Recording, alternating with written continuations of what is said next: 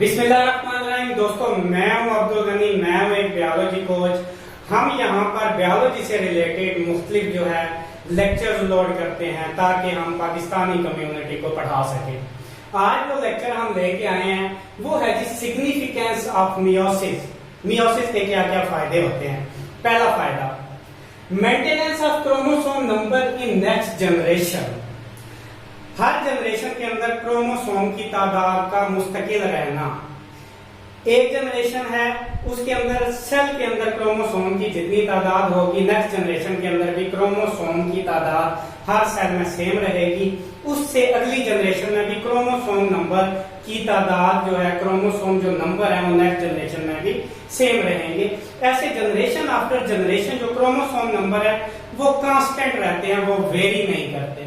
तो ये जो chromosome number generation after generation maintain रहते हैं, ये रहते हैं मियोसिस की वजह से। इंसान जो है, हर इंसान उसके अंदर क्रोमोसोम की तादाद 46 है और वो हमेशा से 46 है और जब तक इंसान मौजूद है वो 46 रहेगी। और ये जो मेंटेनेंस है क्रोमोसोम के नंबर की जो है, क्रोमोसोम नंबर हर जनरेशन में जो मेंटेन रहते हैं, ये मियोसिस की वजह से होता है। देखें जी, एक एग्जांपल देखते हैं एनिमल्स के अंदर और इंसान की मिसाल लेते हैं। इंसान के हर सेल के अंदर 46 क्रोमोसोम है। जर्म लाइन सेल, इनके अंदर जो है मियोसिस होती है, मेल के अंदर भी और फीमेल के अंदर भी। ये दोनों डिप्लॉइड सेल है। इंसान के अंदर, मेल के अंदर ये जर्म लाइन सेल है 46 क्रोमोसोम के साथ, और फीमेल के अंदर जर्म लाइन सेल है 46 क्रोमोसोम के बाद। यहाँ पे देखें, मियोसिस के नतीजे में गैमीट्स बनते हैं दोनों में, मेल में भी और फीमेल में भी। मेल में जब मियोसिस हुई तो 4 हैप्लॉइड स्पर्म बने। ये देखें, मियोसिस हो गई, एक स्पर्म, दूसरा, तीसरा और चौथा। चारों के अंदर क्रोमोसोम की तादाद 23 इसमें, 23 इसमें, 23 इसमें, 23 इसमें। तो ये 4 स्पर्म बने जो कि मेल गैमीट है। फीमेल में भी ऐसे ही मियोसिस हुई। मियोसिस के नतीजे में 4 हैप्लॉइड सेल बने, 23, 23, 23, 23। अब यहाँ पे देखें, एक हैप्लॉइड सेल ग्रो करके एग बन जाएगा, 3 पोलर बॉडीज होती हैं वो खत्म हो जाती हैं। तो मियोसिस के नतीजे में मेल के अंदर भी और फीमेल के अंदर भी, दोनों के अंदर हैप्लॉइड गैमीट्स बनते हैं। अब तीसरी स्टेज पे ये एक स्पर्म और एक एग, एक स्पर्म मेल में से और एक एग, ये दोनों यूनाइट होंगे और जाइगोट बनेगा जो नेक्स्ट जनरेशन की तादाद है। अब देखें जी, यहाँ पे पेरेंट के अंदर क्रोमोसोम की तादाद 46 और न्यू ऑर्गेनिज्म में भी क्रोमोसोम की तादाद 46। तो ये मेंटेन रही, जितनी इस जनरेशन में थी उतनी इस जनरेशन में थी। और यहाँ पे अगर मियोसिस ना होती तो क्या होता? दूसरी सूरत में जो गैमीट्स बनते वो डिप्लॉइड होते 46 और 46, और जब जाइगोट बनता वो बनता 92 के साथ। तो इस तरह से हर आने वाली जनरेशन में क्रोमोसोम की तादाद डबल, फिर नेक्स्ट जनरेशन में डबल होती जाती, लेकिन ऐसा रियलिटी में नहीं होता। इसी मियोसिस की वजह से एक जनरेशन में और दूसरी जनरेशन में क्रोमोसोम की तादाद मेंटेन रहती है।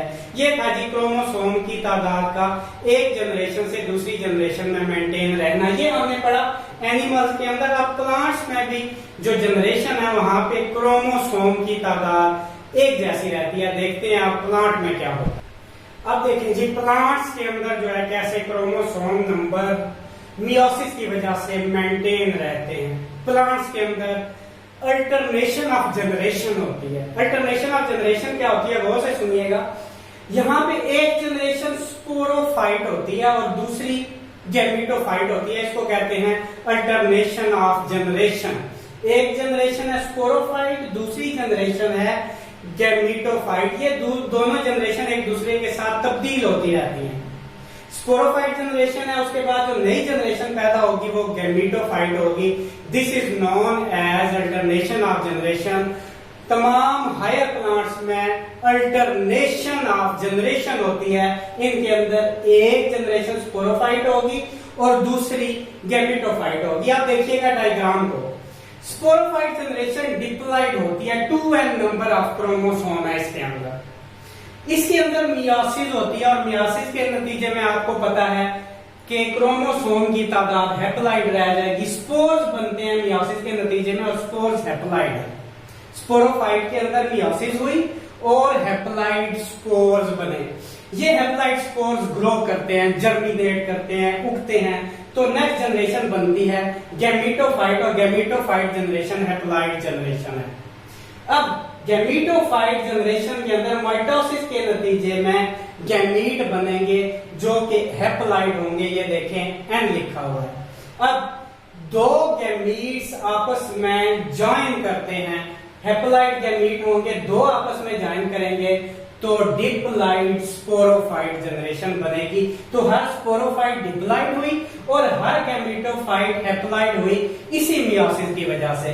तो मियोसिस की वजह से आप देखें कि पौधों के अंदर भी जनरेशन आफ्टर जनरेशन जो क्रोमोसोम नंबर है वो मेंटेन रहती है। तो ये पहला फायदा हुआ मियोसिस का जानवरों के अंदर भी और पौधों के अंदर भी कि वहां generation after generation chromosome number maintain रहते हैं, ना वो कम होते हैं और ना वो बढ़ते हैं। ये पहला फायदा है जी मियोसिस का। दूसरा फायदा देखते हैं जी मियोसिस से और क्या फायदा हासिल होता है। दूसरा जो फायदा है वो वेरिएशन इन नेक्स्ट जनरेशन। आप देखें जहां पे मियोसिस होती है वहां पे नेक्स्ट जनरेशन पेरेंट्स से एग्जैक्टली सिमिलर नहीं होती। वालिदैन से बच्चों में कुछ ना कुछ फर्क जो है पाए जाते हैं, सारी की सारी सिमिलैरिटीज नहीं होती। ये डिफरेंसेस कैसे आते हैं? ये भी मियोसिस की वजह से आते हैं। देखें मियोसिस जब होती है वहां पे एक प्रोसेस होता है क्रॉसिंग ओवर, और क्रॉसिंग ओवर का नतीजा क्या है? जेनेटिक वेरिएशन वहां पे आ जाती है।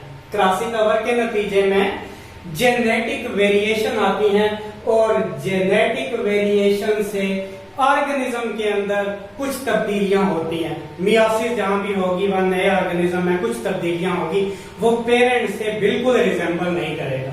तो कुछ वेरिएशन ऐसी आ जाती हैं जो कि ज्यादा यूजफुल होती हैं, और जिस ऑर्गेनिज्म के अंदर वो यूजफुल वेरिएशन आ जाएंगी इस क्रॉसिंग ओवर की वजह से, वो उसकी जो इन्वायरमेंट में सर्वाइवल के चांसेस हैं वो बढ़ जाएंगे। ये दूसरा फायदा है जी variation in the next generation. इसमें क्या होता है कि नेक्स्ट जनरेशन में वेरिएशन आती है, तब्दीलियां आती हैं। पेरेंट और तरह का होगा और नेक्स्ट जनरेशन जो प्रोड्यूस होगी उसमें कुछ ना कुछ तब्दीलियां होंगी, और अगर वो तब्दीलियां यूजफुल हैं तो नेक्स्ट जनरेशन की सर्वाइवल के चांसेस बढ़ जाते हैं। तो वो बेटर अडॉप्टेड होगी अपने इन्वायरमेंट के अंदर, अपने माहौल के अंदर। ये दूसरा फायदा है जी मियोसिस का। तो हमने दो फायदे देखे, एक तो chromosome number generation after generation constant रहेगी, और दूसरी नेक्स्ट जनरेशन में वेरिएशन आएंगी। वो जनरेशन कभी यूजफुल होती हैं तो चांसेस ऑफ सर्वाइवल जो है ऑर्गेनिज्म के लिए बढ़ जाते हैं। ये दो जो है मियोसिस की सिग्निफिकेंस है। आज के लिए इतना ही, बाकी हम देखेंगे नेक्स्ट लेक्चर में। Thank you very much.